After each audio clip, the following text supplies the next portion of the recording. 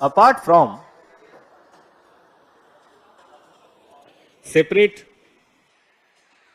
या जिसको हम लोग कई बार बोलते हैं stand alone financial statement of every company,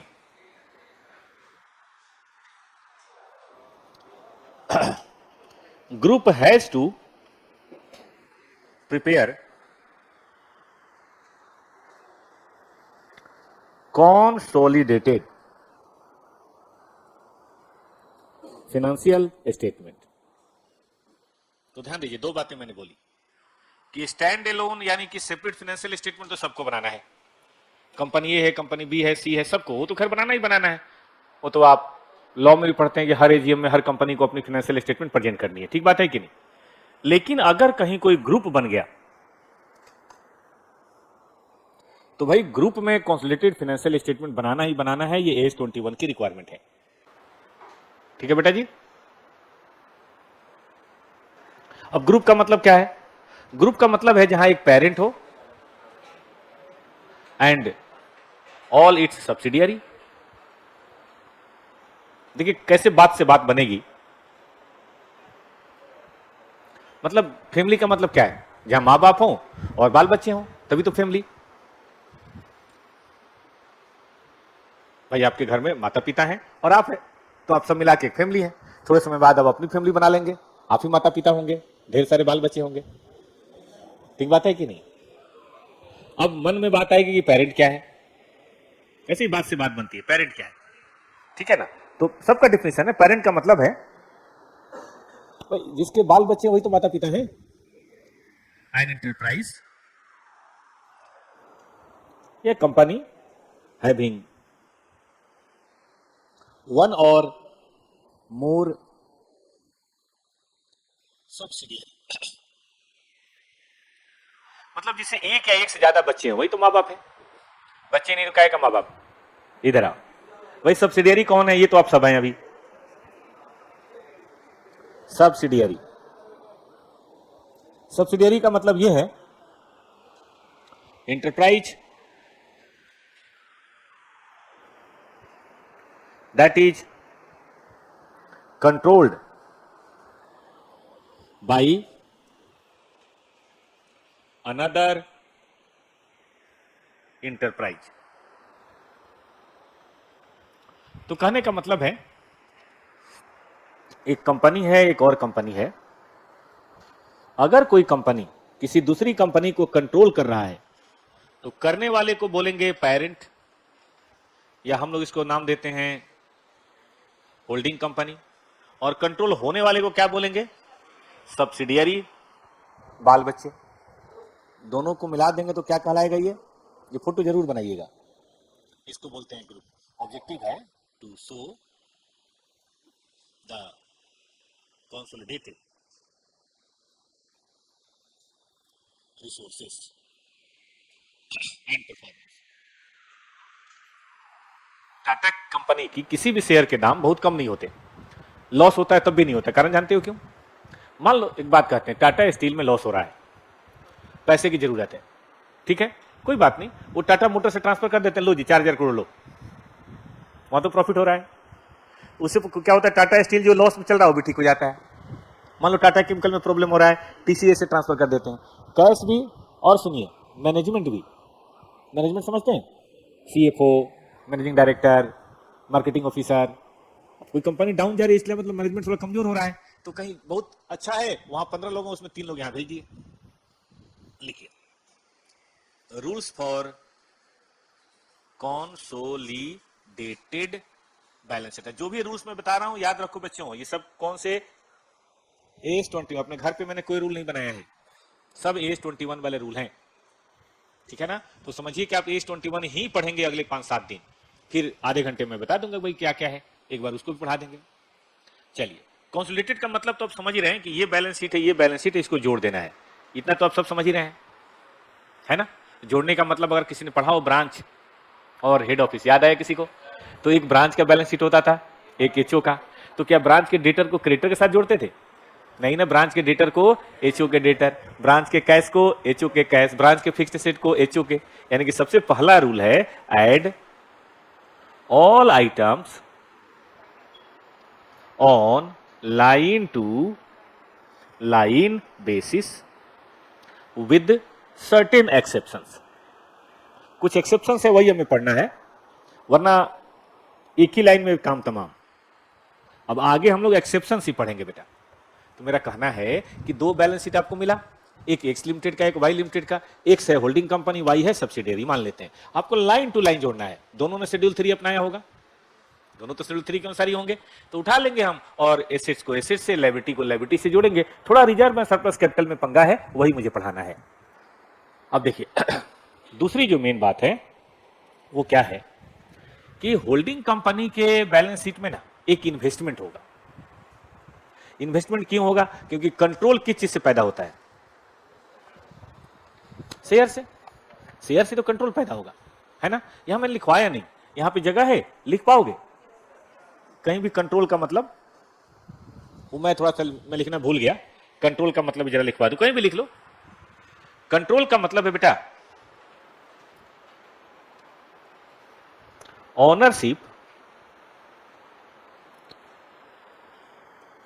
directly और इनडायरेक्टली, चलो फ्रेश पेज पे लिख लो क्योंकि थोड़ा ये बड़ा होगा, कोई बात नहीं, अलग से लिख लो। ये रूल्स के लिए थोड़ी जगह छोड़ दो, रूल्स के लिए थोड़ी जगह छोड़ दो, 5-7 लाइन, ठीक है। और कंट्रोल को प्रॉपर लिख लो फ्रेश पेज पे। ये मेन बात है, मैं थोड़ा जल्दी में इसको भूल गया। ओनरशिप डायरेक्टली और indirectly of more than half of voting power. Voting power आप समझते हैं कौन सा शेयर का होता है? इक्विटी शेयर का, है ना। और control on composition of board of directors. मतलब 50% प्लस इक्विटी शेयर हो। 51% होना जरूरी नहीं है, 51% नहीं, 50% प्लस 1, इतना काफी है। 50% पे नहीं बनेगा, 50% प्लस 1, या अगर वो ना हो तो 50% प्लस डायरेक्टर्स पे कंट्रोल हो आपका। जैसे कई बार होता है कि 30% ही शेयर होते हैं लेकिन डायरेक्टर सब हमारे काबू में होते हैं। जैसे टाटा में होता है ऐसा। टाटा के जाके देखना, किसी भी कंपनी में उनकी होल्डिंग 30-35 से ज्यादा नहीं होती। जानबूझ के पैसा नहीं लगाते हो क्योंकि पब्लिक उनको देने के लिए बहुत तैयार है। विश्वास की बात होती है ना।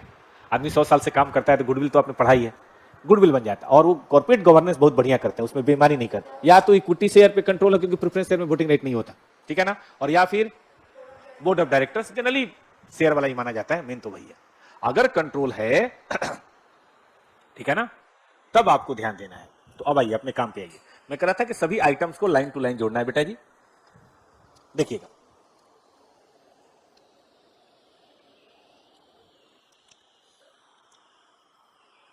कैंसिल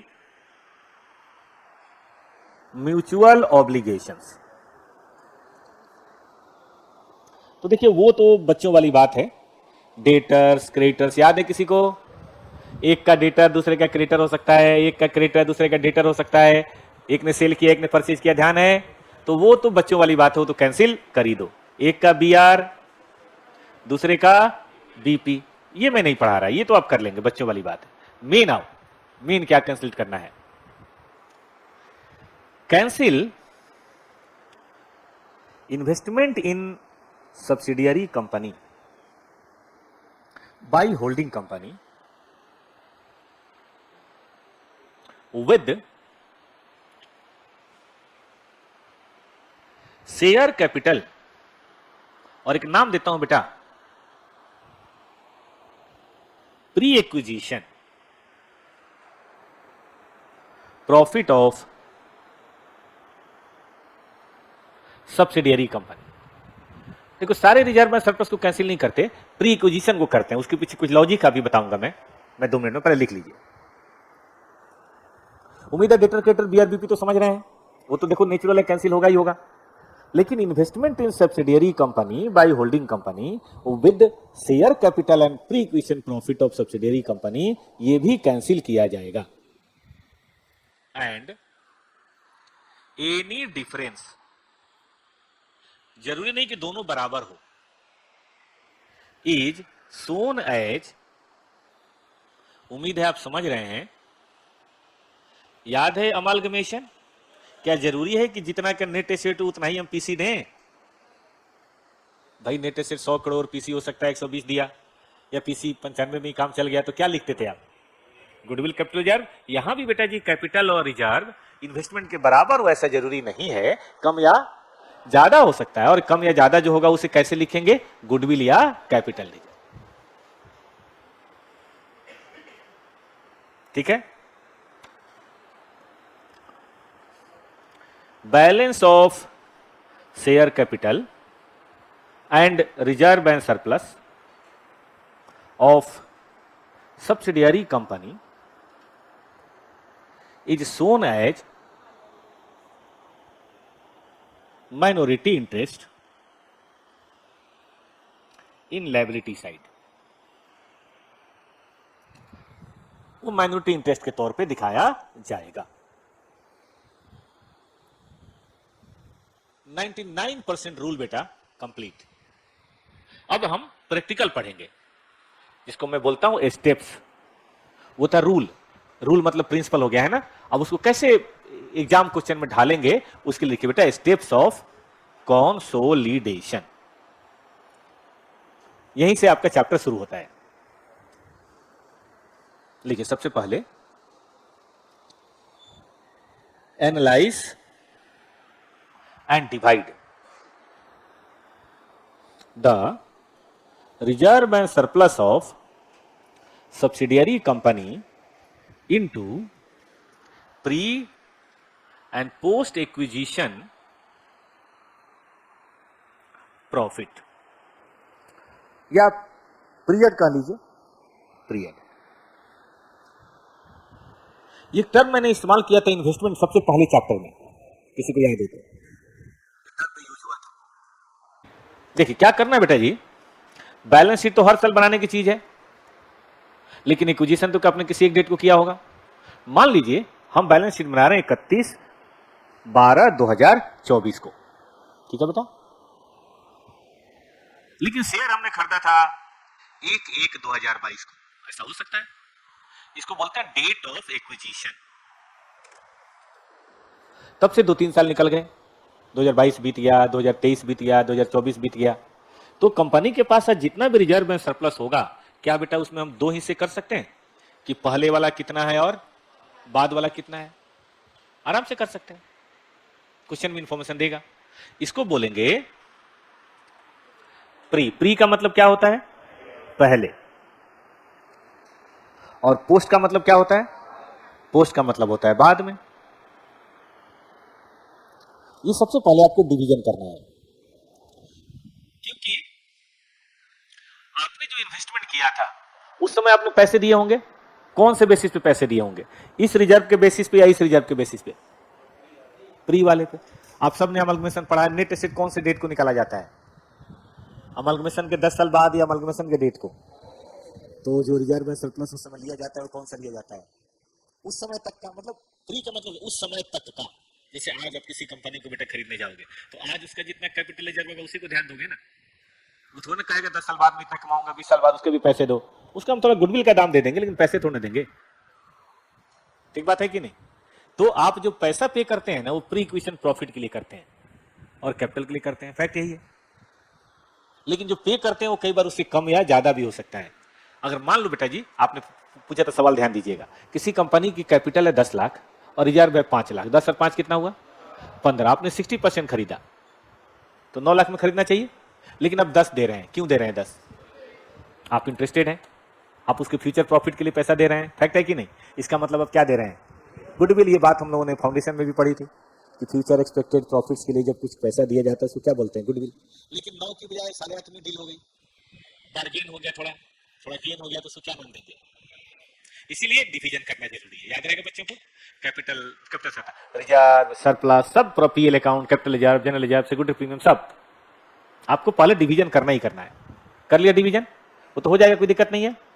ध्यान दीजिएगा, इसमें भी होल्डिंग का हिस्सा होगा, सब्सिडरी का हिस्सा होगा, इसमें सब्सिडी मैंने गलत लिख दिया, माइनॉरिटी इंटरेस्ट का हिस्सा होगा, इसमें भी होल्डिंग माइनॉरिटी इंटरेस्ट का।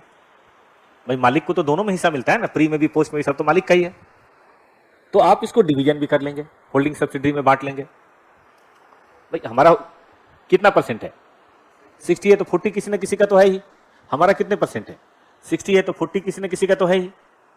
फोटो बनाइए तो ये ठीक है बेटा। अब हम एक बनाएंगे प्रिपेयर स्टेटमेंट ऑफ, इसको बोलते हैं कॉस्ट ऑफ कंट्रोल, मतलब कंट्रोल करने की क्या कीमत चुकानी पड़ी। जनरली नेट एसेट से ज्यादा पैसा देना पड़ता है, आपने अमलगमिशन में भी पढ़ा है। मैंने कहा था उस दिन के, अगर मान लीजिए कि इंडिया सीमेंट का दाम चल रहा था 212, तो आदित्य बिरला को देना पड़ा 363। आप न्यूज में पढ़ लीजिएगा क्यों देना पड़ा। जरूरत आपकी है, वो थोड़ा ना छोड़ेगा। आपको अडानी से लड़ना है, सीमेंट पे कब्जा करना है आपको, क्योंकि अडानी पूरी पावर के साथ आ गया, मोदी जी के हाथ के साथ आ गया। हाँ भाई जाहिर है, जग जाहिर है सबको। तो उसको बैंक लोन भी खूब मिल जाता है, कंपनियों भी खूब कब्जा कर रहा है वो। तो अगर अल्ट्राटेक को अपनी पावर मजबूत रखनी है, अल्ट्राटेक बिरला का है, मार्केट लीडर है, तो शांत बैठने से काम नहीं चलेगा। आपको नए नए मार्केट में कंपनियों को एक्वायर करना पड़ेगा। माइनॉरिटी इंटरेस्ट एंड एक कॉन्सेप्ट आता है कंसोलिडेटेड रिजर्व एंड सरप्लस, ये भी आपको समझा देंगे बेटा। मेन बात फॉर्मेट पे फोकस रखिएगा, जो मैं फॉर्मेट बना रहा हूं। इस फॉर्मेट के बेसिस पे आप सारे क्वेश्चन कर लेंगे। ये एमआई, ये होल्डिंग कंपनी। अब एमआई 30, 25, 40 यही होगा, होल्डिंग कंपनी 55, 60, 70, 80, 90 होगा। इसको बोलेंगे कॉस्ट ऑफ कंट्रोल, सीओसी भी लिख सकते हैं आगे से। इसको बोलते हैं कंसोलिडेटेड रिजर्व, और इसको बोलते हैं कंसोलिडेटेड पीएल। क्योंकि रिजर्व और पीएल तो अलग दिखाना पड़ता है ना। सबसे पहले हम इक्विटी शेयर लेंगे, किसका,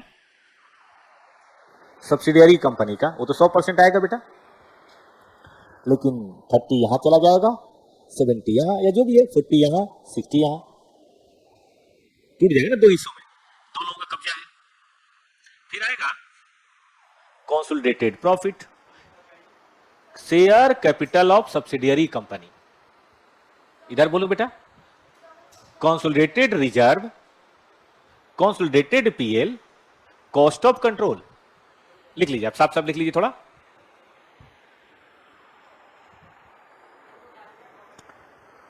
कंसोलिडेटेड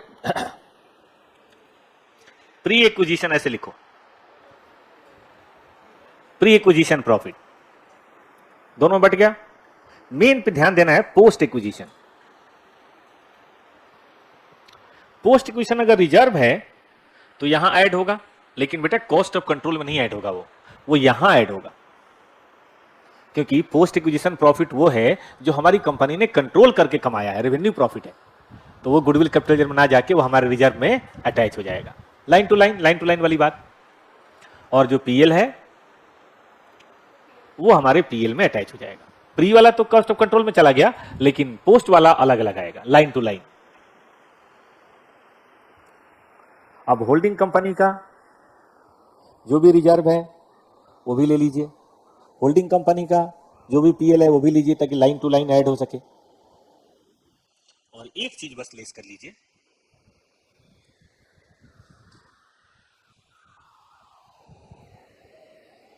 कॉस्ट ऑफ इन्वेस्टमेंट, ठीक है बेटा जी, वो यहां से लेस कर लीजिए।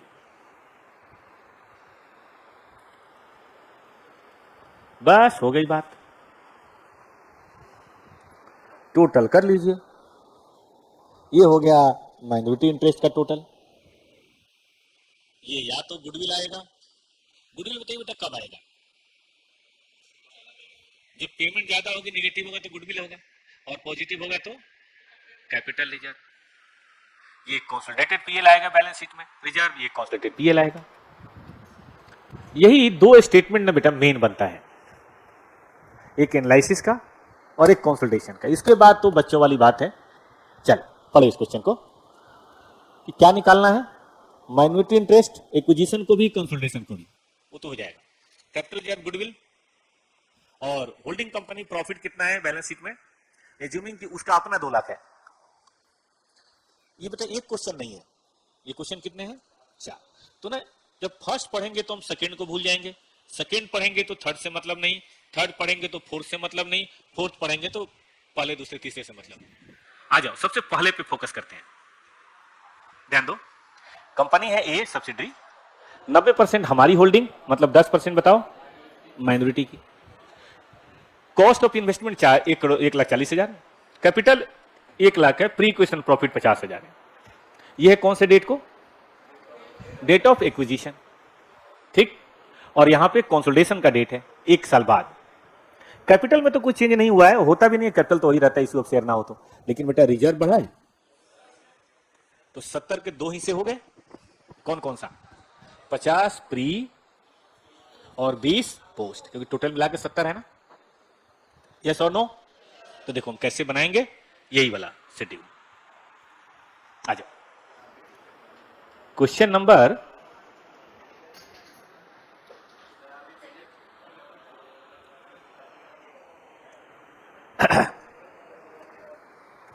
ये वाला कॉलम मत बनाना, इसमें ना रिजर्व में सरप्लस नहीं है, केवल पीएल पीएल है, तो एक ही कॉलम से बेटा काम हो जाएगा।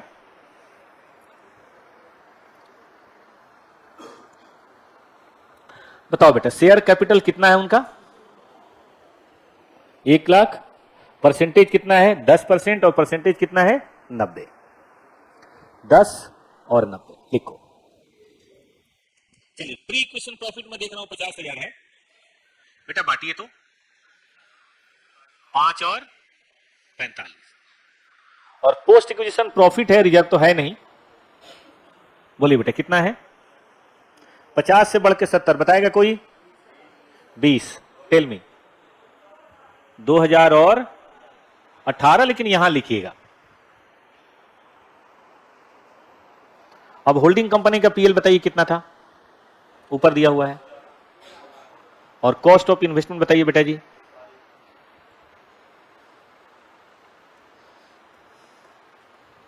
चलिए हाथ बिठाइए और मुझे बताइए माइनॉरिटी इंटरेस्ट कितना, गुडविल की कैपिटल रिजर्व क्या है? पहले माइनॉरिटी बताइए।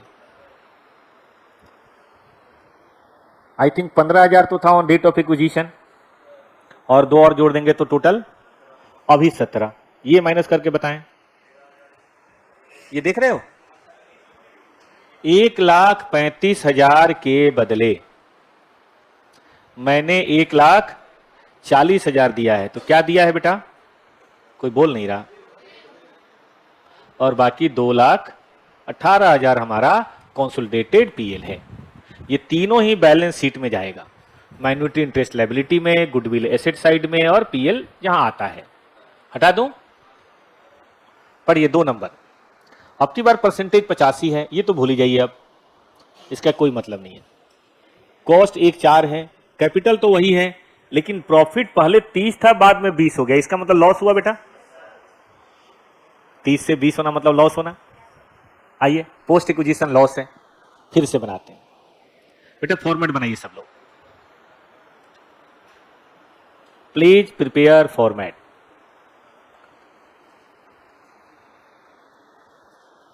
पंद्रह और 85,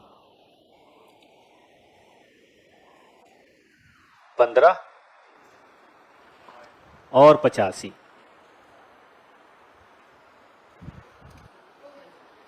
अब की बार प्री इक्वेशन कितना था बेटा? 30। बांटिए तो 15%,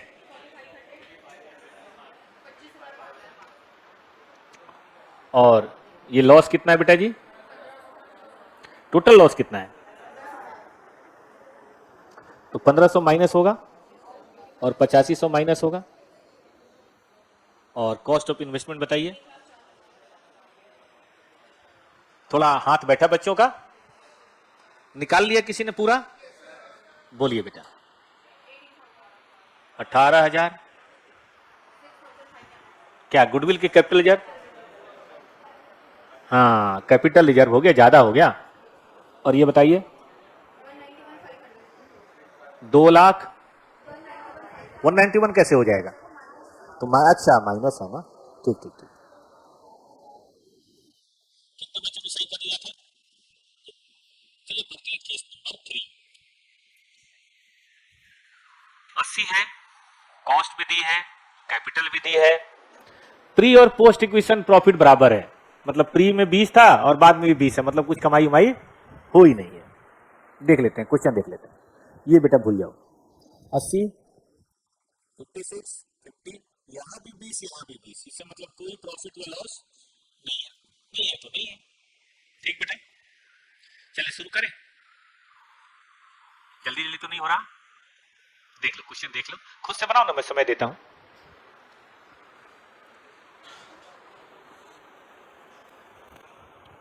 मैं शुरू करूं बेटा? कितने बच्चों का हो गया? देखिए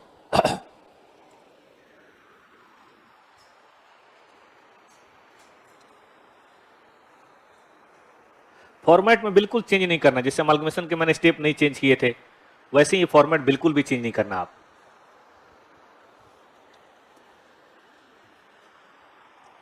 चलो शुरू से बोलते हैं। कैपिटल टोटल कितनी है बेटा? माइनॉरिटी का हिस्सा है 20 और इनका है 80, है ना?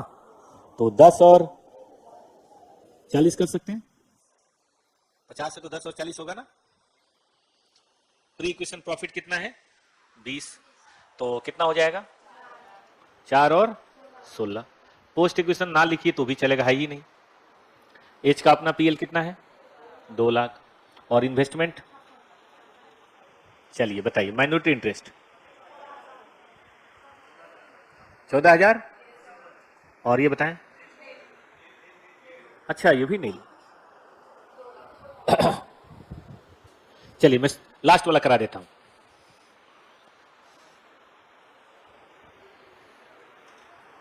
आ जाओ, शेयर कैपिटल बताओ बेटा। पूरा का पूरा यहां आएगा क्योंकि 100% है। Post acquisition profit, pre post acquisition profit 15,000, कोई डिवीजन नहीं, अपना पीएल। और कॉस्ट ऑफ इन्वेस्टमेंट, चलो बेटा माइनस करो, ये नील 10,000 क्या, और ये 2 lakh. Enjoy. Accounting for concept है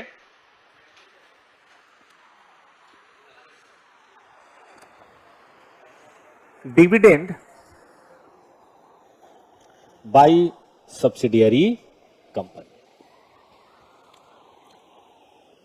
in the books of subsidiary. वहां तो बेटा ये होती है कि पीएल अकाउंट ईयर, हाँ तो डिविडेंड पेएबल, अगर नहीं पे हुआ तो बैलेंस शीट में आएगा, और अगर पे भी हो गया तो डिविडेंड पेएबल टू बैंक। उसको प्री पोस्ट से कोई लेना देना नहीं है, उसको प्रॉफिट बांटने से मतलब है।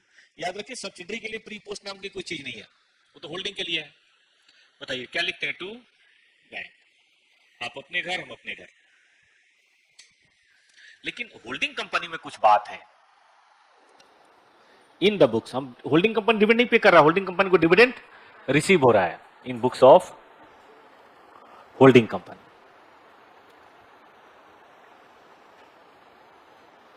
होल्डिंग कंपनी में जो बुक्स बनेंगी उसकी बात कर रहे हैं, ठीक है बेटा? तो देखिए क्या लिखेंगे हम लिखेंगे पैसा मिलेगा तो लिखेंगे बैंक, लेकिन होल्डिंग कंपनी तो इन्वेस्टर हो गया, और इन्वेस्टर पे लगता है 13 इन्वेस्टमेंट पे, जो कहता है कि जो भी डिविडेंड मिले ना, आपको देखना चाहिए वो कौन से प्रॉफिट से मिल रहा है। अगर वो आपके शेयर खरीदने के पहले वाले प्रॉफिट से मिल रहा है, इसको बोलते हैं प्री एक्विजिशन, तो वो आपकी इनकम नहीं है, वो रिकवरी ऑफ कॉस्ट है, क्योंकि उसी प्रॉफिट को देख के आपसे एक्स्ट्रा पैसा लिया गया होगा इन्वेस्टमेंट का, तो समझो वापस आ रहा है। तो इन्वेस्टमेंट भी हो सकता है अगर फ्रॉम प्री एक्विजिशन प्रॉफिट है, और इनकम भी हो सकता है, जिसको हम कई बार पीएल भी लिखते हैं। ठीक है ना? वो देखना पड़ेगा कहां से है।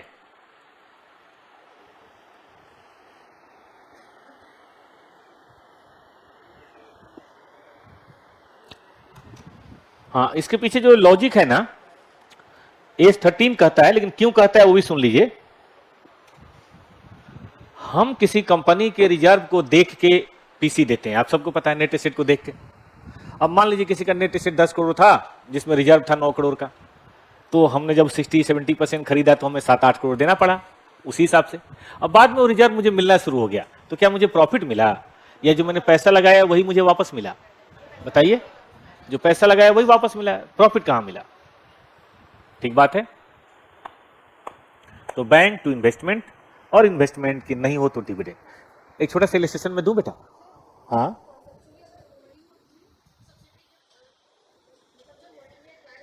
हाँ हाँ कर रही है, क्यों नहीं देगी? वो तो जब डिविडेंड बांटेगी तो मुझे तो मिलेगा ही। भाई तेरे को सब्सिडी प्रॉफिट कमा के क्या करेगी? अपने शेयर होल्डर में बांटेगी। मैं ही तो शेयर होल्डर हूं 60% का, क्यों नहीं बांटेगी डिविडेंड? मुझे बताइए, आपको पता है टाटा सन्स की क्या कमाई है? कोई बिजनेस तो करता नहीं है वो, लेकिन फिर भी 2-4 हजार करोड़ कमाता है, बताइए कैसे? अरे वो डिविडेंड बांटते हैं ना, टाटा मोटर्स ने डिविडेंड बांटा, टाटा स्टील ने बांटा, टीसीएस ने बांटा, उसका 30-40% अपना ही माल है। काहे बेटा, काहे दिक्कत हो रही है? सब्सिडी अलग है, होल्डिंग अलग है, जब भी डिविडेंड बांटेगी तो बांटेगी ना दोनों को। ठीक बात है कि नहीं? यह बेटा डेट ऑफ एक्विजिशन।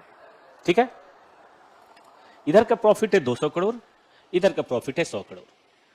जाहिर है बेटा ये प्री हो गया और ये पोस्ट एक्विजिशन पीरियड हो गया। अब यहां डिविडेंड बट रहा है। ठीक है, हाँ, आपको डिविडेंड डिस्ट्रीब्यूशन की अकाउंटिंग करनी है।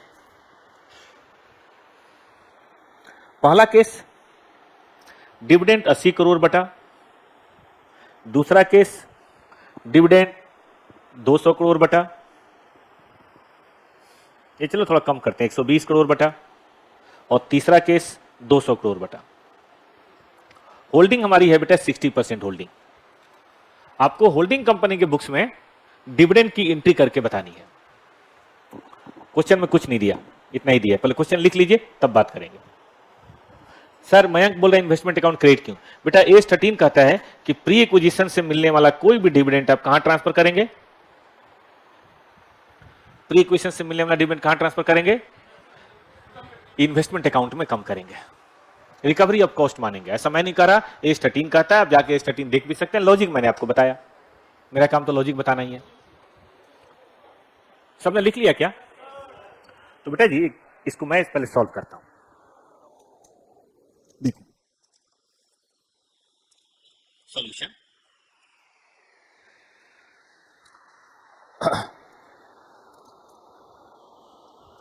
Profit utilisation for dividend is assumed on LIFO basis. Question में कुछ कह दे तो अलग बात है, वरना LIFO बेसिस मानते हैं। LIFO समझते हैं? Last in first out. तो ये 80 जो है पहले कहां से माना जाएगा? इस 100 वाले से माना जाएगा। उसके पीछे लॉजिक है। बहुत पुराने प्रॉफिट ना बेटा कंपनी में कैश में नहीं होता। जैसे टॉपस ने 2015 में जो कमाया था ना, वो कैश मेरे पास नहीं है। कारण बताइए? या तो उसी समय बट गया, नहीं तो land, building, plant, machinery, furniture में इन्वेस्ट हो गया, वर्किंग कैपिटल में इन्वेस्ट हो गया। लेकिन जो 2023 में कमाया है ना मैंने, वो मेरे पास है। बताइए क्यों? लेटेस्ट है, वो तो कैश होगा अभी जब तक इन्वेस्ट नहीं करेंगे। तो इसीलिए डिविडेंड के लिए केवल प्रॉफिट नहीं चाहिए, डिविडेंड के लिए कैश भी चाहिए, है ना? इसीलिए मानते हैं LIFO बेसिस। तो ये 80 कहां से मानेंगे? पूरी तरह से पोस्ट, याद रहेगा बच्चों को। और पोस्ट की एंट्री क्या करते हैं? बैंक अकाउंट डीआर,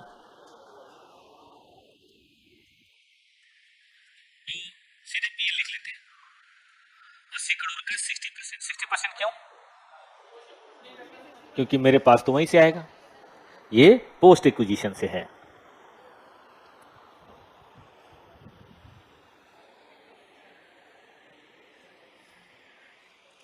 चलें बेटा नंबर 2 चलें,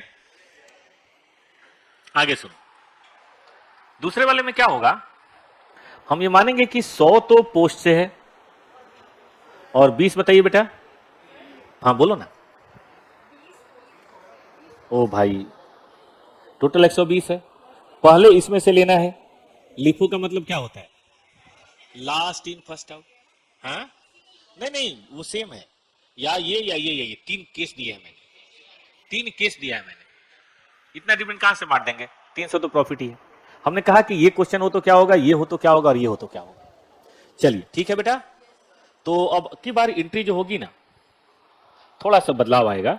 120 का कितने परसेंट बेटा जी?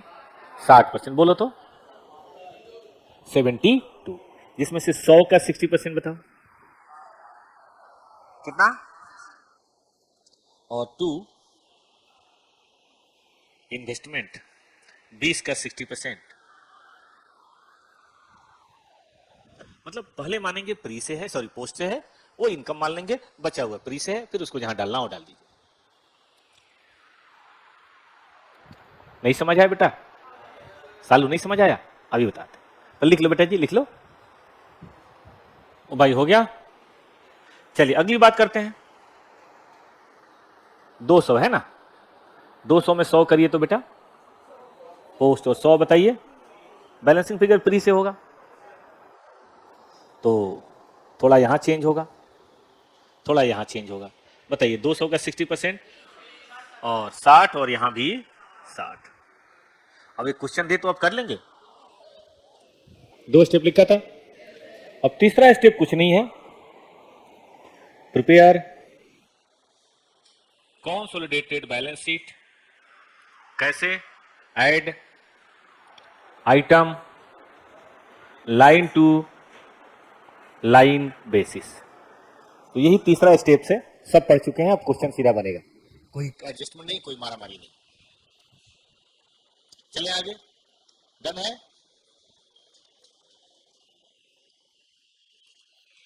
Revaluation of assets of subsidiary company for purchase of, हाँ कॉन्सेप्ट है, और ये शायद इसका सबसे ज्यादा पूछा जाने वाला कॉन्सेप्ट। एक तो डिविडेंड था जो आपने कल पढ़ा, और एक ये है for purchase of controlling interest.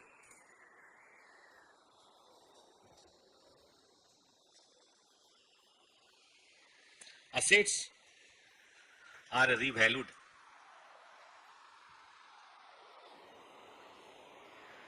and new value is considered for determination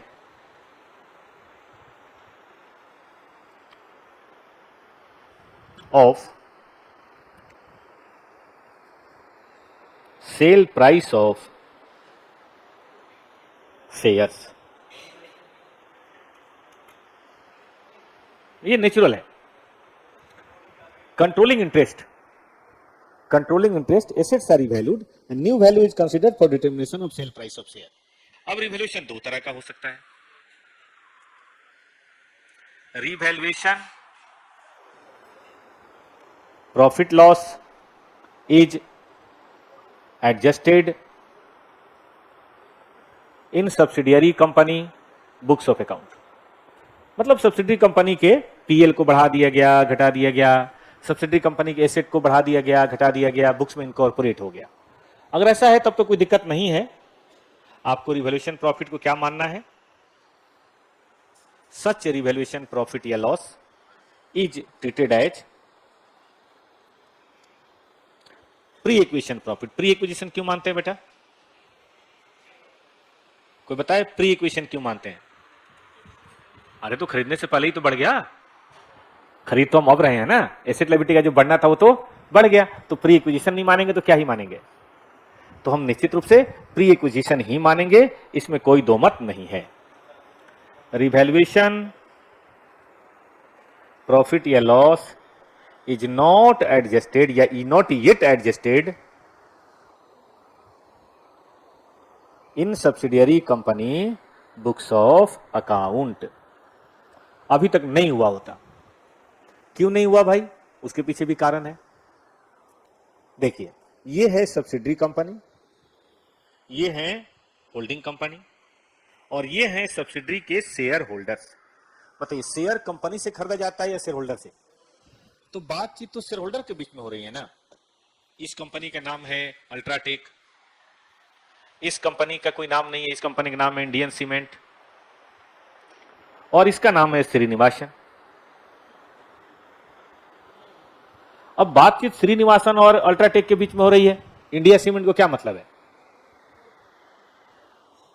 बातचीत किसके बीच में हो रही है? बातचीत हो रही है शेयर होल्डर और कंपनी के बीच में। अब उसमें अगर कंपनी के एसेट लायबिलिटी को नापा जा रहा है, बढ़ाया जा रहा है, घटाया जा रहा है, तो कंपनी कई बार ध्यान नहीं देता, हमें क्या, हमारा तो जैसे ये मालिक था अब ये ना होके बताइए, वही वाली गैया वाली बात है, भैंसिया वाली बात है। गांव में गाय भैंस होती है, खरीद बिक्री होती है, तो बेचारी भैंस उधर खा रही होती है, मालिक इधर बात कर रहे होते हैं, हाँ जी 50,000 60,000 1 लाख पैसा दो, भैंस ले जाओ, भैंस को कोई फर्क पड़ता नहीं है। भाई अब यहाँ नहीं अब रहेंगे, वहां रहेंगे, उसमें क्या है? ठीक बात है कि यहाँ नहीं रहेंगे वहां रहेंगे। तो कई बार ये रिवैल्यूएशन नहीं करते। अब बुक्स में रिवैल्यूएशन किया नहीं, लेकिन पीसी तो हमने ज्यादा दिया उसके चक्कर में। तो अगर आप अकाउंटिंग नहीं करेंगे तो आपका गुडविल ज्यादा आ जाएगा, चाहे कैपिटल रिजर्व ज्यादा आ जाएगा। तो ऐसे में हम करेंगे क्या बेटा? अगर नहीं हुआ है तो हम अब इफेक्ट देंगे, give effect of revaluation now. मतलब जो काम तब हुआ था, अगर तब आपने उसकी अकाउंटिंग नहीं की है तो अब अकाउंटिंग कर लीजिए। और क्या आपको रिवैल्यूएशन का अकाउंटिंग आता है? एसेट्स की वैल्यू बढ़े तो क्या करते हैं? अगर एसेट्स का इंक्रीज हो तो बोलिए बेटा क्या करते हैं आप? एसेट्स अकाउंट डीआर, बोलिए बोलिए, टू रिवैल्यूएशन। और ये रिवैल्यूएशन रिजर्व कहां जाएगा? प्री या पोस्ट में? Pre acquisition. याद रहेगा बच्चों को? मतलब आप समझो कि एक ओमिशन हो गया है, और किसी भी चीज का जब ओमिशन हो जाता है तो अब कर लेते हैं, उसमें क्या ही है। अच्छा एक बात बताइए, अगर आपने रिवैल्यूएशन आज किया है तब तो ठीक है, लेकिन ये रिवैल्यूएशन साल 2 साल पहले होना चाहिए था, मतलब डेट ऑफ एक्विजिशन 2 साल पहले है, तो कोई गड़बड़ और हुई है? अगर 2 साल पहले रिवॉल्यूशन हो गया होता तो डिप्रिसिएशन ज्यादा चार्ज होता, हाँ या ना? मान लीजिए 2 लाख की एसेट है, बढ़ के 3 लाख हो गई, तो अभी तक आपने 2 लाख से डिप्रेशन चार्ज किया होगा, जब करना किसे चाहिए था? 3 लाख पे। ये तो गड़बड़ हो गई। तो आपको एडिशनल डिप्रिसिएशन भी चार्ज करना चाहिए। एंट्री क्या होगी? डिप्रेशन ना लिखूं मैं, फिक्स्ड एसेट लिख दूं, क्या बोलते हैं, पीएल लिख दूं, पीएल सीधा, पीएल टू एसेट।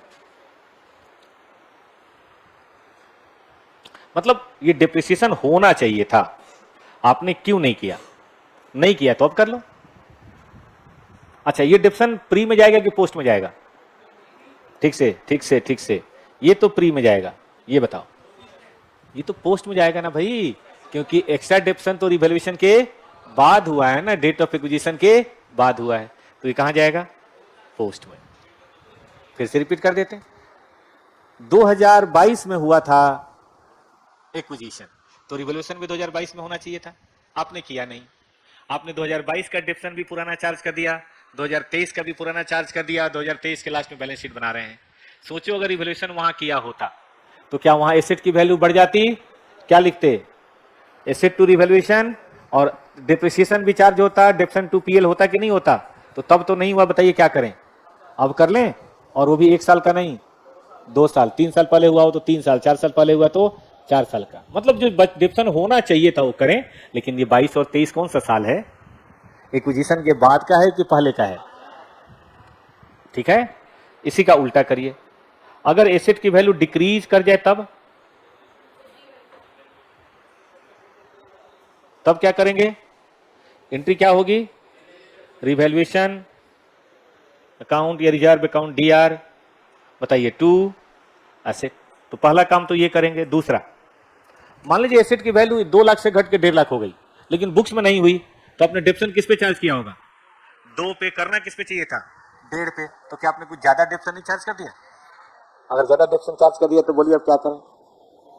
यस, जो सरप्लस डिप्रिसिएशन है, अनवांटेड डिप्रिसिएशन है, उसे हमें वापस उसी अकाउंट में जोड़ देना पड़ेगा। बट पीएल में जाएगा बेटा। हाँ, पीएल में ऐड करेंगे। डिप्रेशन तो रेवेन्यू प्रॉफिट है ना, तो रेवेन्यू प्रॉफिट तो वहीं जाना चाहिए। रेवेन्यू प्रॉफिट तो पीएल में जाता है ना। ये प्री में, और ये बताएं बेटा, ये कहां जाएगा? पोस्ट में। लिखिए कॉन्सेप्ट। इसको बोलते हैं बेटा बोनस शेयर। कुछ समलगमिशन तो आसान था, तो बेटा ये भी आसान है।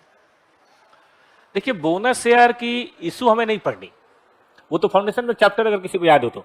कितने लोगों ने बोनस शेयर पढ़ा है और कितने लोगों ने नहीं पढ़ा है? डायरेक्ट एंट्री वालों ने शायद ना पढ़ा हो, 1-2 बच्चे जो नहीं पढ़ा। आप लोग डायरेक्ट एंट्री से हैं? आप भी तीनों लोग, कोई बात नहीं, आप भी। देखिए, बोनस शेयर का मतलब होता है, इन्वेस्टमेंट के चैप्टर में पढ़ाया था, बोनस शेयर का मतलब होता है issue of share free of cost, है ना? Issue of equity share in a certain ratio. एक रेशियो बेटा दिया होगा, आप पढ़िएगा, 1:2 होगा। मतलब एक बोनस शेयर देंगे अगर आपके पास पहले से 2 है, हो सकता है 2:5 हो, ऐसा कुछ अपना क्वेश्चन बताएगा, 2:3 हो। किसको देते हैं? ये सिर्फ मिलता है 2, और वो भी इक्विटी शेयर होल्डर को मिलता है बेटा, प्रेफरेंस वालों को नहीं मिलता। अच्छा, एक और बात बताओ बेटा जी, और वो है फ्री ऑफ कॉस्ट। इसमें कोई इशू प्राइस नहीं लगता। अब जिन्होंने नहीं पढ़ा उनके मन में बात आएगी क्यों, तो बेटा क्या होता है ना, कंपनी में प्रॉफिट ज्यादा होता है और कंपनी उसे यूज कर लेती है बिजनेस में, तो शेयर होल्डर नाराज होते हैं, इतना प्रॉफिट हमें कोई दे नहीं रहे, पता नहीं क्या गड़बड़ कर रखा है। तो उनको खुश करने के लिए वो रिजर्व को कैपिटलाइज कर देते हैं। इसमें होता कुछ नहीं है, एक छोटी सी बात बनती है कि फ्री में कुछ बांटो तो खर्चा तो है, आप जानते हैं लंगर फ्री में नहीं होता, खाने वाले के लिए फ्री होता है, लेकिन खिलाने वाले के लिए बताइए, वो भी फ्री है? खिलाने वाला कहीं से आटा लाएगा, सब्जी लाएगा, गैस लाएगा, एक आध वर्कर को लाएगा, तभी ना लंगर होगा, और सब पैसे होते हैं। तो देख लिया जाता है कितनी हैसियत है, 25,000 का लंगर कराना है, 50,000 का कराना है, 1 लाख का कराना है, 10 लाख का कराना है, जैसा लंगर हो। तो सामाजिक लंगर होता है तो सब लोग कंट्रीब्यूट करते हैं, 5,000, 10,000, 5,000, 10,000। अपना पर्सनल हो तो आदमी अपने घर से देता है, तो फ्री ऑफ कॉस्ट, ठीक है ना? तो जब कभी भी ऐसा हो तो इसकी एंट्री क्या होती है बता देता हूं। जनरली ये, वैसे तो रूल है, सिक्योरिटी प्रीमियम से कर सकते हैं, सीआरआर से कर सकते हैं, जनरल जब से कर सकते हैं, पीएल से कर सकते हैं, लेकिन वही वाली बात है, रिजर्व से करना है। Reserve and surplus account DR होता तो टू बोनस है, फिर बोनस टू इक्विटी शेयर लिखते, हम सीधे ऐसे लिख दे बेटा, वो सीधा लिख दे। तो इसलिए इसको बोलते हैं कैपिटलाइजेशन ऑफ रिजर्व। मतलब इसमें कैपिटल बढ़ता है और रिजर्व कम होता है, रिजर्व कैपिटल में कन्वर्ट हो जाता है, शेयर होल्डर खुश हो जाते हैं कि यार हमें कुछ मिल गया। ठीक, कैपिटलाइजेशन ऑफ रिजर्व। अब सवाल ये उठता है कि इसका अमालगमेशन से कंसोलिडेशन में क्या यूज है। तो देखिए, if issued by subsidiary company, मतलब bonus share subsidiary company issue करे तो क्या इफेक्ट होगा? देखो बेटा, 2 इफेक्ट होगा। Subsidiary company reserve and surplus will be reduced. जितना आप करेंगे रिड्यूस होगा। तो देखना पड़ेगा कि प्री से है कि पोस्ट से है, और इसके लिए जनरली बेटा फीफो बेसिस लीजिएगा। क्यों फीफो बेसिस लीजिएगा? क्योंकि पुराने रिजर्व में कैश नहीं होता, खत्म हो गया होता बिजनेस में, तो इसीलिए पुराने रिजर्व से भी बोनस शेयर बांट दें, कोई दिक्कत नहीं है। तो फीफो बेसिस पर रिजर्व कम कीजिएगा, इसीलिए जनरली देखिएगा प्री एक्विजिशन वाला कम होगा जनरली, बाकी तो क्वेश्चन में देखना पड़ेगा। और कहां बढ़ जाएगा बेटा, बोलिए? शेयर कैपिटल विल बी या will increase, share capital increase कर जाएगा। अब अकाउंटिंग इन, एक बार थोड़ी सी गलती हो गई, मुझे लिखना चाहिए था इशूड बाय सब्सिडरी कंपनी, तो यहां पे जगह है क्या, थोड़ा सा कहीं एडजस्ट कर लेना। अकाउंटिंग इन सब्सिडियरी कंपनी बुक्स, ये लिख लेंगे ना तो इससे इसका मतलब ज्यादा समझ में आएगा। Accounting in holding company books. अब बेटा समझो आपका सिलेबस खत्म है, अब उतार है, ठीक है। अब देखिए सबसे मजेदार बात, इन्वेस्टर के बुक्स में कोई एंट्री नहीं होती। किसी को इन्वेस्टमेंट के चैप्टर याद है? याद नहीं होगा अभी। इन्वेस्टर के बुक में बोनस शेयर की कोई एंट्री नहीं होती थी, अगर याद हो तो, क्योंकि मुझे क्या मिला, शेयर मिला है फ्री ऑफ कॉस्ट, तो क्या ही एंट्री पास करूंगा। लेकिन number of equity share investment will be increased. जो इक्विटी शेयर का इन्वेस्टमेंट है ना बेटा जी, वो बढ़ जाएगा। हो गया बेटा? लेकिन सुनिए, but percentage of holding will remain same, will remain same. क्यों वही रहेगा बेटा परसेंटेज ऑफ होल्डिंग? कारण बताता हूं, सुनिएगा ध्यान से। मान लीजिए कि सब्सिडरी कंपनी के पास 5000 शेयर है, ठीक है। तो माइनॉरिटी के इसके पास है और होल्डिंग के, माइनॉरिटी के पास है 2000, होल्डिंग के पास है 4000। परसेंटेज बताओ बेटा, 20 और 80, हाँ या ना? 20 या 80। अब मान लीजिए बोनस शेयर इशू कर दिया गया 3, तो टोटल कितना हो गया बेटा?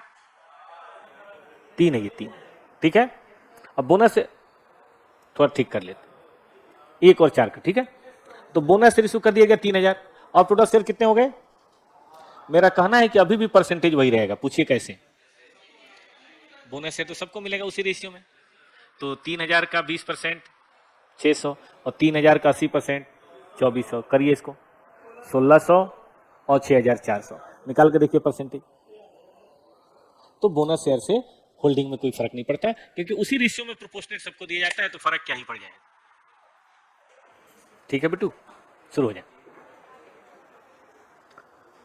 देखिए कंपनी ने इस डेट को एक्वायर किया था, और उस डेट को, डेट ऑफ एक्विजिशन को, ये हालात थे। बैलेंस शीट तो नहीं है लेकिन कुछ ना कुछ है, इतने शेयर थे। कोई परसेंटेज बताएगा बेटा? ओहो, परसेंटेज पूछ रहे हैं। याद रहे ये भी प्री एक्विजिशन है, ये भी प्री एक्विजिशन है, क्योंकि उसी समय का था, सब प्री एक्विजिशन। वक्त बदला, अब आ गया 2 साल बाद की कहानी। बात न कर भाई, इधर देख, इधर इधर। क्लास में सबसे शांत बच्चा यही है ना? इधर आओ, आ जाओ, इधर आओ। इस बात पे सब लोग हंस क्यों रहे हैं? डाउट नहीं करना चाहिए, इधर आइए। तो यहां दे रखा है बिफोर बोनस इशू, प्रीमियम है, प्रॉफिट है, जनरल है, पीएल है, और भी सब दे रखा है। कंपनी ने इसी डेट को बोनस शेयर इशू किया, लगता है वो भी अकाउंटिंग नहीं हुई है। 2 शेयर दिया हर एक के बदले, तो 1.5 लाख है, तो 75,000 इशू किया होगा मेरे ख्याल से, जिसमें से 70% हमें, 70% माइनॉरिटी को। बोनस शेयर पोस्ट एक्विजिशन से हुआ है, याद रखिएगा, एक क्लियरली बता दिया, बाद वाले से हुआ है। आपको बेटा cost of control, minority interest और पीएल वाला एक स्टेटमेंट बनाना है। अगर भूल जाओ कि बोनस शेयर की कोई बात क्वेश्चन में दी हुई भी है ना, ध्यान नहीं देना है। और दूसरा, बोनस शेयर के बाद बताओ क्या होगा। तो एक काम करते हैं, अभी इसको बेटा भूल जाते हैं, ठीक है। बिफोर बोनस शेयर पहले बात कर ले, एनालिसिस करनी पड़ेगी बालक, और स्टेटमेंट बनाना पड़ेगा, फिर माइनॉरिटी वाला, बैलेंस शीट नहीं बनाना है। रेडी है सब लोग? क्वेश्चन देख लीजिए 1 मिनट, फिर करेंगे बात। पढ़ो पहला,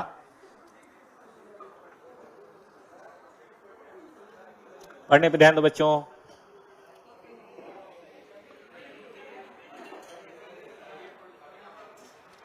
और ये है बैलेंस शीट डेट, इधर देखो 23। तो बेटा सब तुम ही जान जाओ, इधर आओ, इधर आओ। बेटा देखो तो जरा, कितना है प्री? 30, अभी भी 30, ये ज्यादा हो गया, 30 है। जनरल रिजर्व डेट गलत लिख दिया, ठीक है बेटा, जनरल रिजर्व यहां तो नहीं था, यहां है,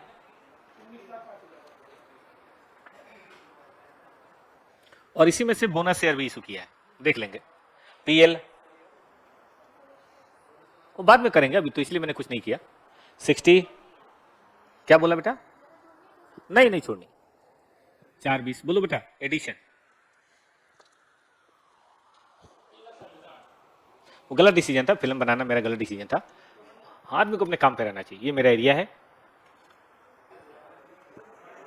अरे भाई हो गया, चलो शुरू करो। मेरी एनालिसिस है, अब सही गलत तो बात की बात है। इन्होंने अपने बच्चे का जो जो शादी प्रमोट किया है, लॉन्ग रन में केवल वो नुकसान होगा। Pre acquisition, sorry pre incorporation profit कितना? 30,000। जनरल रिजर्व एक बनाना पड़ेगा कॉलम, जनरल रिजर्व और पीएल कितना बेटा? जनरल रिजर्व 19,05,000 और पीएल शुरू में 60 और बाद में कितना? 420, तो एडिशन कितना? 3,60,000। चलो बेटा जल्दी से बना लो, मेरा तो बना हुआ है पहले से। कोई बेचारा, कोई थॉट वाले लोग भी हमेशा सही नहीं होते, लेकिन कुछ उनकी बातें अच्छी होती हैं। ये तो अमिताभ बच्चन से बड़ी इंस्पिरेशन मिलती है, कितना लाइमलाइट में रहते हुए भी कितना बढ़िया काम करते हैं वो। और आपने देखा उसे बातचीत करने का भी तरीका, अभी भी एकदम इतना विनम्र, और ऐसे बात करेंगे ऐसे मतलब आदमी कुछ है ही नहीं, सामने वाले को इतना ताल पे चढ़ा देता है, छोटे बच्चों से भी इतना प्यार से बात करता है कि मत पूछो। बनाइए तो बेटा, 30% मान ले इसको, और क्या नाम है उसका? पी लिमिटेड, पी है ना, पी लिमिटेड 70%। बोलिए बेटा, शेयर कैपिटल बोनस शेयर से पहले 15 लाख बांटिए। यस बेटा। रितिका नाम है ना बेटा आपका? रिद्धि, ठीक है, रिद्धि सीधी हॉस्टल बगल में है, आप ही का है क्या? नहीं हुआ? आइए, प्री एक्विजिशन प्रॉफिट टोटल कितना था बेटा? 90,000, बांटिए तो 27, याद रखिए ये कंसोलिडेटेड रिजर्व और ये कंसोलिडेटेड पीएल। चलिए, पोस्ट एक्विजिशन रिजर्व 19,05,000, बांटिए तो 5 75 की 55, और आगे 13,33,500। ये बताइए। अच्छा आप सही हैं, चलो भाई आगे बताओ। ये कितना है? नहीं, 3,60,000 है ना? 1,08,000,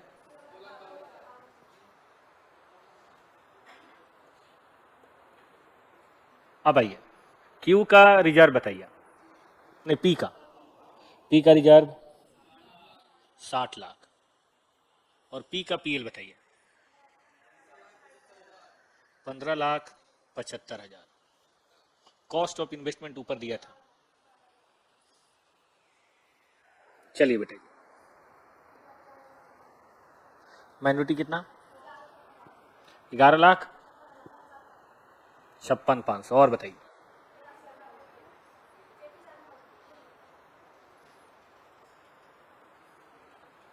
और बोलिए।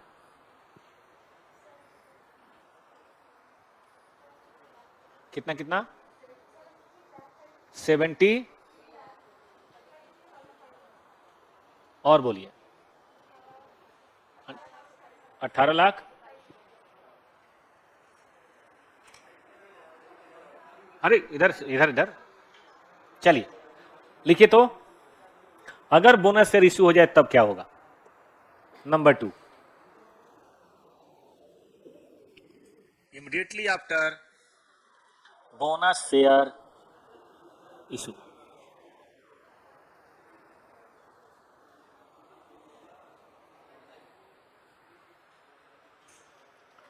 चलिए बताइए, प्री इनकॉर्पोरेशन प्रॉफिट कितना? जनरल लेजर बेटा 19.5 था। बोनस शेयर आपने किस रेशियो में इशू किया? बोल नहीं रहा है कोई। तो 15 के बदले 7.5 किया होगा। 1:2 का मतलब क्या होता है? बोनस शेयर की बात करें तो 1.5 लाख शेयर थे, 1/2 देना है, बताइए कितना? 75,000 होगा मेरे ख्याल से, ऑफ रुपीज। तो रुपीज में अगर बात करें तो 7.5 लाख सही बता रहे हैं। इससे क्या कम होगा बेटा और क्या बढ़ेगा? ठीक भाई, आप लोगों ने नहीं पढ़ा तो बोनस शेयर थोड़ा आइडिया रहा। बोनस शेयर में कैपिटल कम बढ़ जाता है, रिजर्व कम हो जाता है, रिजर्व से उठाए कैपिटल में दे देते हैं। चलो बताओ कितना बचेगा? क्या है, क्या कह रहे हैं? नहीं, हाँ मतलब 30,000 है, ठीक है ठीक है। चलो ये बताओ बोनस शेयर कितना बचेगा? 11 लाख, 11,55,000। और पीएल तो जो था वो बताइए कितना था शुरू में? 60। और एडिशन बताएं बेटा। नहीं, एडिशन कितना? अच्छा 360 एडिशन, ठीक है। चल के देखिए, ये तो यही रहेगा, ये कम हो जाएगा, बोलिए बेटा, और ये जैसा है वैसा ही रहेगा। तो बस रिजर्व कम हुआ, कैपिटल बढ़ा, और कुछ कहां चेंज है। कर लीजिए, फिर भी लिख लीजिए, मत छोड़िए बेटा।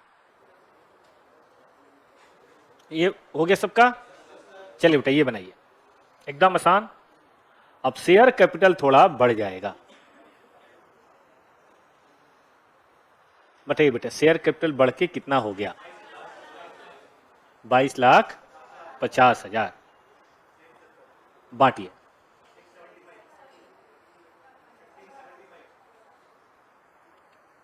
प्री इक्वेशन तो वही रहेगा, लेकिन बेटा रिजर्व ये आपका जो है ना जनरल कम हो जाएगा। बोलिए टोटल कितना आ रहा है? 11,55,000।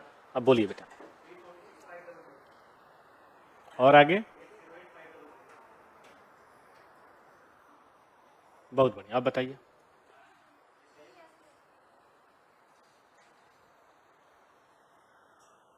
ये सही था? टोटल कितना था? बांट दीजिए।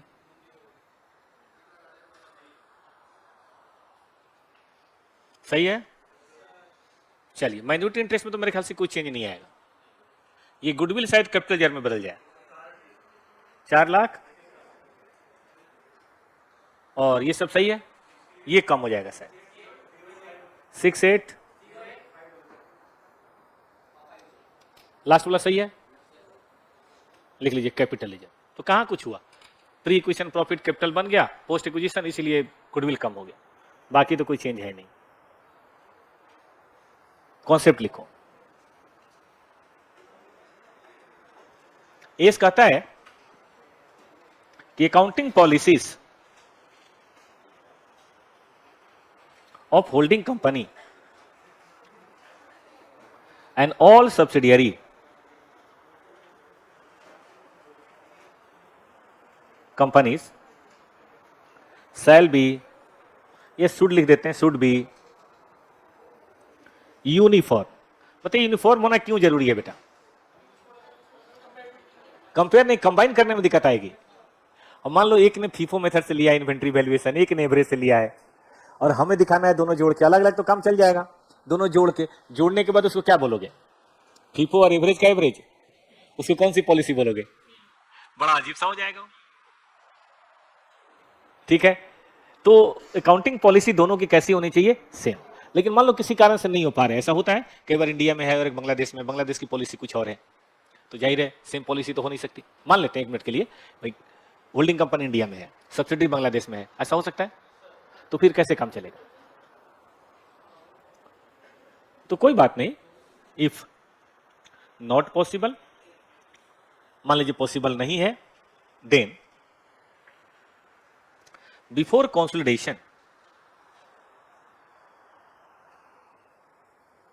नेसेसरी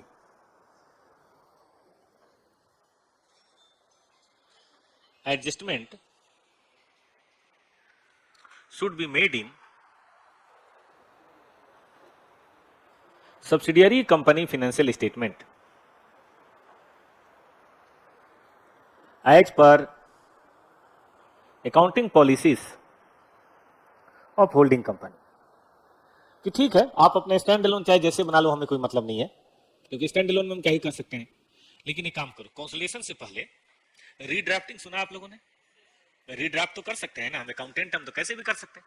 तो उसकी फाइनेंशियल स्टेटमेंट को उठाएंगे और होल्डिंग कंपनी ने जैसे किया है सोचेंगे अगर वैसा किया होता तो उनकी अकाउंटिंग कैसे होती, उनका फाइनेंशियल स्टेटमेंट कैसे होता। इससे क्या फायदा होगा कि उनका भी अपना काम हो गया, मेरा भी काम हो गया और कंसोलिडेटेड भी हो गया। लेकिन याद रखिएगा होल्डिंग जैसा सब्सिडरी को बनना है, सब्सिडरी जैसा होल्डिंग नहीं। कारण है होल्डिंग तो एक ही होगा, सब्सिडरी तो कई हो सकती है। तो सूरज के आसपास प्लैनेट चक्कर लगाते हैं प्लैनेट के आसपास सूरज नहीं लगाता, बॉस है ना, बिग बॉस, इसलिए बाकी लोग घूमते रहते हैं। जबकि दिखने में उल्टा लगता है, दिखने में लगता है सूरज चक्कर लगा रहा है, पूरब से उगता है पश्चिम में डूबता है। हो गया? मैं कह रहा हूं कि सब्सिडियरी का बैलेंस शीट अगर अलग हो, पीएल अगर अलग हो, तो उसको किस तरह से होल्डिंग के जैसा लाया जाए। चलो बेटा इस पे एक दो क्वेश्चन करते हैं। और क्यों करते हैं? क्योंकि AS21 की, ये कहां लिखा हुआ है, AS21 की रिक्वायरमेंट है।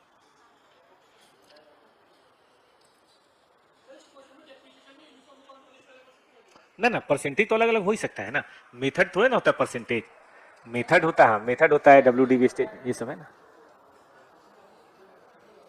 देखिए बेटा ये वाली बुक है, जो ऑनलाइन बैठे हो घर पे देख लें, बाकी लोग यहां देख लें। नाम पढ़िए क्या है, कंसोलिडेटेड फाइनेंशियल स्टेटमेंट। ऑब्जेक्टिव है किस तरह से करेंगे ये बताना, ठीक है। ये कहता है कि भाई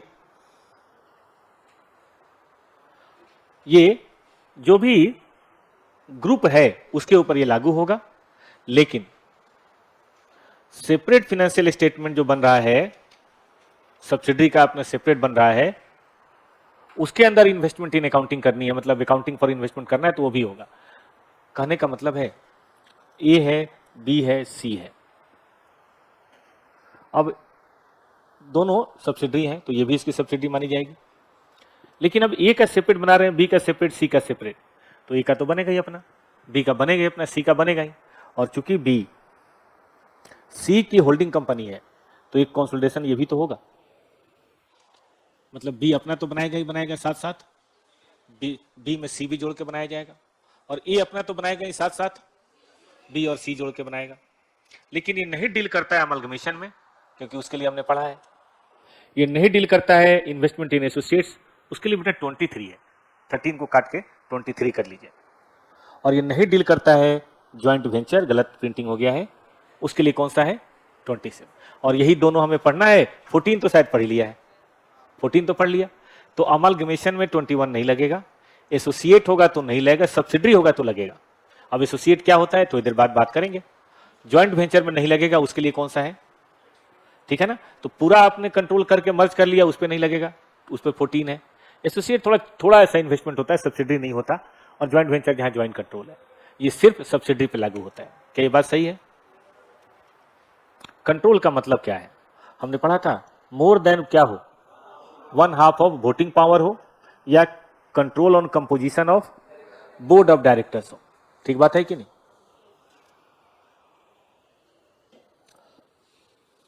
सब्सिडी के डिफिनेशन, पेरेंट, ग्रुप, ये सब हमने लिखवाया था, मेरे ख्याल से फिर करने की जरूरत नहीं है।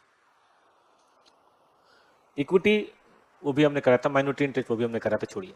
प्रेजेंटेशन कहता है कि parent should present consolidation in addition to, बताइए क्या क्या मतलब हुआ इसका, कि ए को अपना तो बनाना ही बनाना है, और जब ए अपना बनाएगा तो उसमें इन्वेस्टमेंट इन बी दिखाएगा, लेकिन अपना बनाने के साथ साथ कंसोलिडेट। इसका मतलब है अगर आप कंसोलिडेटेड बनाते हैं तो भी सेपरेट तो बनाना ही, मतलब शेड्यूल 3 वाला तो बनाना ही बनाना है, उसके अलावा कंसोलिडेटेड। ठीक बात है। कहता है कि सभी सब्सिडरी को लेना है, चाहे वो डोमेस्टिक हो चाहे वो फॉरेन हो, लेकिन वो एसोसिएट नहीं होना चाहिए, ज्वाइंट वेंचर नहीं होना चाहिए, क्योंकि वैसा होगा तो कहानी कुछ और होगी। तो यहां पे ध्यान रहेगा, सभी सब्सिडी को लेना है, चाहे वो इंडिया में हो, याद है ब्रांच चाहे इंडिया में हो चाहे दुबई में हो, कंसोलिडेशन हम सबका करते थे, तो सब्सिडी भी सबका करेंगे। जाहिर है फॉरेन ब्रांच होगा तो उसका फाइनेंशियल स्टेटमेंट डॉलर में होगा, है ना, जो करेंसी है चाइना वाली करेंसी में होगी, तो सबसे पहले क्या करेंगे, उसे हम क्या करेंगे, कन्वर्ट। ये इंटर में नहीं है, पहले था, अब इंटर में नहीं है, फाइनल में है। तो अभी बस इतना ही याद रखना है ऑब्जेक्टिव के लिए कि कंसोलिडेशन करते समय चाहे इंडियन हो चाहे फॉरेन हो, कंसोलिडेशन सबका होगा।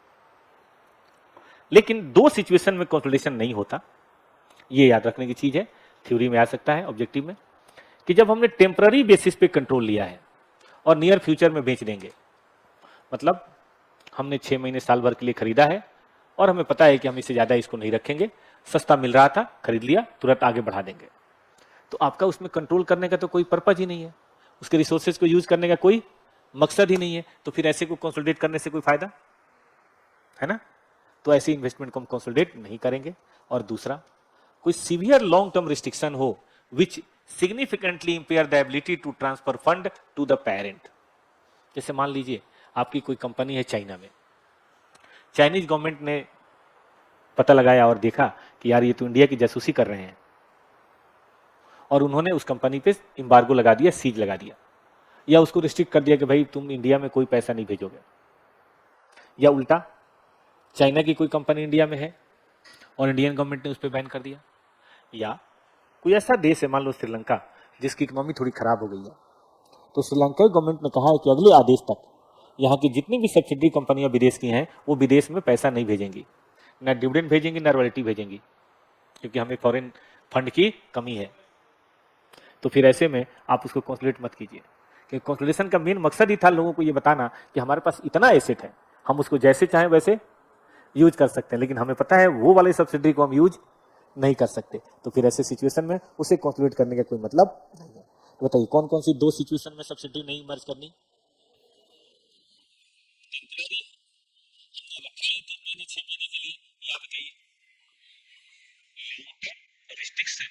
Transfer of fund to the parent company, तब नहीं करना है, ठीक है। इसकी अकाउंटिंग कैसे होगी, तो ये नॉर्मल इन्वेस्टमेंट जैसे दिखाते हैं ना, इन्वेस्टमेंट इन एक्स लिमिटेड बैलेंस शीट में दिखाते हैं, नॉन करंट एसेट में या करंट एसेट में, वही दिखा देंगे। तो उसकी अकाउंटिंग 21 की तरह ना होगी, बताइए किसकी तरह होगी, एस कौन सा 13। चलिए कंसोलिडेशन का प्रोसेस क्या है, ये हमने एक एक स्टेप पढ़ रखा है, दोबारा हमें कतई पढ़ने की जरूरत नहीं है। आपको तो पता ही है, एनालिसिस करते हैं, कॉस्ट ऑफ कंट्रोल निकालते हैं, माइनॉरिटी इंटरेस्ट निकालते हैं, कंसोलिडेशन निकालते हैं और बाकी को लाइन टू लाइन जोड़ देते हैं। तो ये पूरा पोर्शन हमने पढ़ रखा है, इसको पढ़ने की जरूरत नहीं है, आप घर पे मन करे तो एक बार देख लीजिएगा। ये आपके सिलेबस में प्रैक्टिकली नहीं है लेकिन थ्योरेटिकली है, क्योंकि एस में है तो है ही। फर्दर एक्विजिशन, एक क्वेश्चन हमने पढ़ा था कि जिसमें हमारा पहले से 46% था और बाद में हमने 54 और खरीदा, वही तो था फर्दर एक्विजिशन। फर्दर एक्विजिशन का मतलब टुकड़ों में एक्विजिशन, कि पहले 20% खरीदा, फिर 20% खरीदा, फिर 20% खरीदा, ऐसा करते हैं लोग धीरे धीरे जैसे ऐसी क्षमता होती है। तो चलिए मैं करा था, पहले 20%, फिर 20%, फिर 20%। कंसोलिडेशन पता है कब से शुरू होगा, जब 50 पार करेगा। प्री पोस्ट का कैलकुलेशन कब से शुरू होगा, जब 50 पार करेगा। जब कंट्रोल होगा तभी ना, वरना मान लो हमने 2% शेयर बहुत सारी कंपनी में खरीदा है, क्या सबका कंसोलिडेशन करेंगे। तो ये कहता है कि आपको ऐसी सिचुएशन में जब 50 पार करेगा, कंट्रोल होगा, तब से करना है। लेकिन सुनो, मान लो मेरा 60 है, फिर 20 हमने और खरीद लिया। अब ध्यान से सुनना, 1/4/2020 को 60% खरीदा और 1/4/2022 को और खरीदा 20%, ये फर्दर एक्विजिशन, ये एक्विजिशन है। अब देखिए मान लीजिए इसके बीच में इधर प्रॉफिट है 200, इधर प्रॉफिट है 100 और इधर प्रॉफिट है 150। जानते हो ये सबके लिए पोस्ट है, ये सबके लिए प्री है, लेकिन इसका नेचर 100 का नेचर बताओ। 60% के लिए तो पोस्ट है और 20 के लिए प्री है। तो पहले हम लोग जो पढ़ते थे फाइनल में पढ़ाते थे, यही सब पंगेबाजी बहुत थी। ध्यान से देखो, ये 100 जो कमाया है 60 के तो बाद में कमाया है, और बाद में जो कमाते हैं उसे क्या बोलते हैं, पोस्ट। लेकिन 20 के तो पहले कमाया है, तो गुडविल सही निकालने के लिए उसे प्री मानना पड़ेगा, तो थोड़ा सा एडजस्टमेंट करना पड़ता था। ये बात मैं नहीं कह रहा बेटा, ये बात एएस में लिखा है। देखिए कि व्हेन 2 और मोर इन्वेस्टमेंट, तो स्टेप बाय स्टेप बताइए क्या करना है आपको, इक्विटी निकालना है, मतलब रिजर्व में सरप्लस निकालना है। ठीक है, चलिए इंट्रा ग्रुप ट्रांजेक्शन, भाई जो भी इंट्रा ग्रुप ट्रांजेक्शन है क्या करना है उसे, जल्दी बताओ, इलिमिनेट करना है। रिपोर्टिंग पीरियड सेम होनी चाहिए, कल बताया था मैंने, एक मार्च और एक जून नहीं हो सकता। मार्च और जून के बैलेंस शीट कैसे कंस्टिट्यूट करोगे, 15 मई एवरेज ड्यू डेट निकाल के। तो मार्च और जून का तरीका एक ही है कि सब्सिडी को जोड़ के घटा के जोड़ के घटा के कहां ले आना है, मार्च के पास, मतलब होल्डिंग के पास लाना है। और बताइए क्या होना चाहिए, सेम यूनिफॉर्म। ठीक है, और नई यूनिफॉर्म में तो क्या करेंगे, चेंज करेंगे, है ना। आइए, जब कंट्रोल सीज टू एग्जिस्ट, एक समय आएगा जब आपका कंपनी के ऊपर से बताइए क्या हट जाएगा बेटा, कंट्रोल हट जाएगा। कभी तो कोई बेचेगा ना भाई, खूब बेचते हैं लोग। तो जब सीज टू एग्जिस्ट हो जाएगा तो फिर कंसोलिडेटेड पीएल में प्रॉफिट या लॉस निकाला जाता है। ये पोर्शन आप में नहीं है, ये भी सीए फाइनल में है, कि हम तो कंसोलिडेटेड में दिखा रहे होंगे कुछ और ज्यादा, और हमें पीसी मिलेगा उससे कम या ज्यादा। तो कंसोलिडेटेड में जो हम दिखा रहे हैं इक्विटी, उसके बेसिस पे प्रॉफिट लॉस की गणना की जाती है। आगे आइए, माइनॉरिटी तो पता ही आपको माइनॉरिटी क्या है, और हमने पढ़ा था माइनॉरिटी में अगर किसी कारण से लॉस हो जाए, तो जब लॉस हो जाए तो क्या करना चाहिए उसे, याद है, उसे होल्डिंग कंपनी में ट्रांसफर कर देना चाहिए। 3 क्वेश्चन किया था, मतलब लॉस हो जाए, लॉस हो जाए, लॉस हो जाए, धीरे धीरे धीरे धीरे माइनॉरिटी बताइए क्या हो जाए, निगेटिव हो जाए, तो फिर ऐसे सिचुएशन में हम होल्डिंग में कर देंगे, और जब प्रॉफिट शुरू होगा तो पहले होल्डिंग का प्रॉफिट काटेंगे, फिर यहां पे आएंगे। देखो, share of loss absorbed by minority has been recovered. Preference share ये भी पढ़ लीजिए भाई। देखो प्रेफरेंस शेयर अगर है तो देखो उसमें होल्डिंग है कि नहीं, होल्डिंग है तो माइनॉरिटी का हिस्सा होगा, और उसका प्रेफरेंस डिविडेंड आपको जरूर जरूर जरूर घटाना है। ठीक है, आगे आइए, देखो प्रेफरेंस डिविडेंड जरूर घटाना है, चाहे डिविडेंड डिक्लेयर हो, चाहे डिविडेंड डिक्लेयर हुआ हो, चाहे डिविडेंड डिक्लेयर ना हो। पढ़ो तो इस लाइन को, अगर सब्सिडी में क्यूमुलेटिव प्रेफरेंस शेयर है तो पेरेंट कंपनी का शेयर डिविडेंड को एडजस्ट करने के बाद ही निकाला जाएगा, चाहे एडजस्टेड हुआ हो, चाहे डिक्लेयर हुआ हो, चाहे ना हुआ हो। जहां तक सवाल है सेपरेट फाइनेंशियल स्टेटमेंट में कैसे करोगे, A13, सेपरेट फाइनेंशियल स्टेटमेंट में तो यही लिखते हैं, इन्वेस्टमेंट इन सब्सिडी 1, सब्सिडी 2, सब्सिडी 3, उसमें कंसोलिडेशन का कोई चक्कर नहीं है। ट्रांजिशनल प्रोविजन, जब पहली बार कंसोलिडेशन करेंगे तो कंपैरेटिव फिगर आप नहीं दिखा पाएंगे, कारण बताइए, पिछले साल का तो है ही नहीं। इस मान लीजिए हमने इसी साल कंट्रोल किया है, तो पिछले साल का कंपैरेटिव फिगर कहां से आएगा। ठीक है, लेकिन अगले साल से फिर हम दिखाएं। यही था बेटा हमारी तरफ से आपका कौन सा, अकाउंटिंग स्टैंडर्ड 21। आइए जरा इसके क्वेश्चन देखते हैं बेटा, क्वेश्चन जरा पढ़ते हैं। ऑब्जेक्टिव, सब्जेक्टिव तो इसमें आने का चांस कम है, सब्जेक्टिव तो चैप्टर में हमने सब पढ़ ही लिया है। हाँ बेटा जी, हाँ हाँ तब भी घटाएंगे, हाँ तब भी लेस करके लॉस को बढ़ा लेंगे। क्यूमुलेटिव में क्या होता है, इस साल नहीं तो अगले साल तो देना ही है ना, इसीलिए। आइए बेटा जी, मैं आपको क्या पढ़ा रहा था, प्रैक्टिकल पढ़िए। AS21 बेटा किससे संबंधित है, फटाफट बताइए। सब्सिडी किसे बोलते हैं, वोटिंग पावर के बेसिस पे। AS21 कॉन्स्टिट्यूशन करने को बोलता है किसका, ऑल सब्सिडी का। गुडविल कब राइज होता है, गुडविल जो राइज होता है उसको क्या करते हैं, ये हमने पढ़ा नहीं है, ये अपने पार्ट था नहीं। इसको हम amortise over useful life, written off immediately, treated as reserve, revalued for impairment losses, ऐसा कुछ है नहीं। ओवर द पीरियड हम इसको एमोटाइज कर सकते हैं। देखना इसका आंसर क्या है, और वो कंसोलिडेटेड फाइनेंशियल स्टेटमेंट में ही होगा। ए है, डी है, reviewed for impairment losses annually, वो तो खैर होगा ही, लेकिन एमोटाइजेशन भी होता है। इंट्रा ग्रुप बैलेंस को क्या करते हैं, नीड टू बी, बोल रहे बच्चे, एलिमिनेटेड। चलो 6 और 7 खुद बताओ, अब थोड़ा मैं स्लो हो जाता हूं।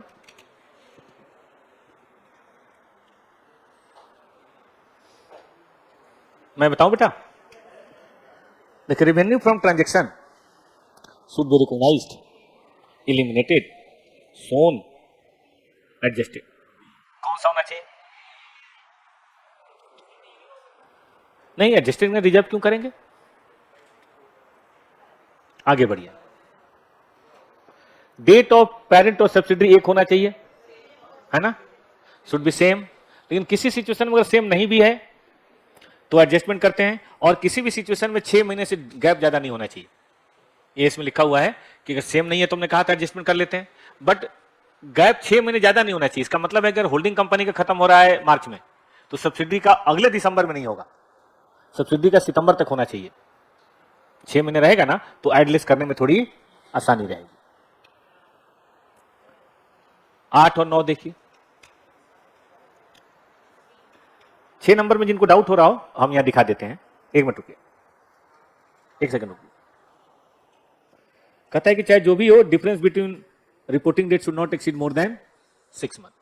एडजस्टमेंट करने का भी हिसाब है ना यार, कितना एडजस्टमेंट करेंगे?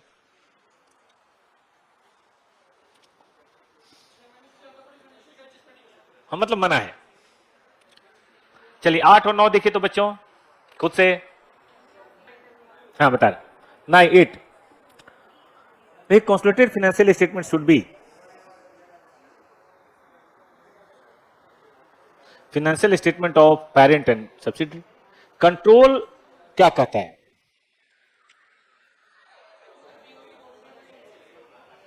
बी सी दोनों हो तो डी करो ना। अच्छा ये गलत हो गया है ना, तो इसमें तो बी और सी दोनों है। 10 number, equity and liability of consolidated represent only of parent, those of parent and subsidiary, consolidated of all group entity, parent and associates. मेरे ख्याल से ये होता है ना, बी होना चाहिए।